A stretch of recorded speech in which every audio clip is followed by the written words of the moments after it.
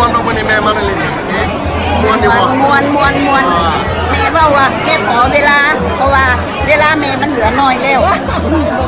เวลาเหลือน้อยความนุ่มเหลือน้อยขอเวลาขอมวนมื้อนี้เป็นพิเศษนี่แต่แม่ที่แม่มามวนนั่นแหละ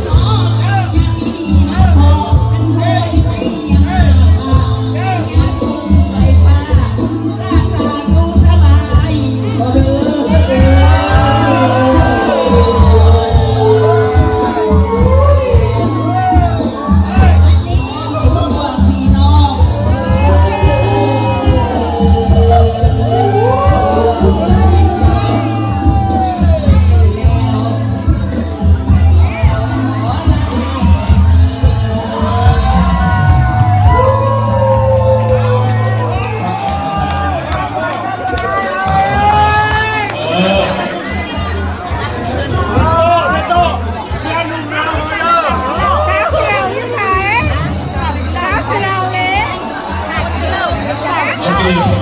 เอาขอให้ทุกคนเจอกันยังว่าตูดเราบนเสลือเราแล้ว ขอให้พี่น้องที่ได้บริจาคมันมาอย่างนี้ขอให้บุญทำบุญโซ่บุญดีแทนทุกคนเองจะได้ไถ่ละนี้จนจะข้ามน้ำจะต้องไม่กู้ซื่อปากไปว่าจะปีอาจารย์สันขอให้เจ้าท่านสู้กายสู้ใจทุกคนอยู่กับน้องทุกคนพลังทุกคนในน้องขาเด้อชุ่ม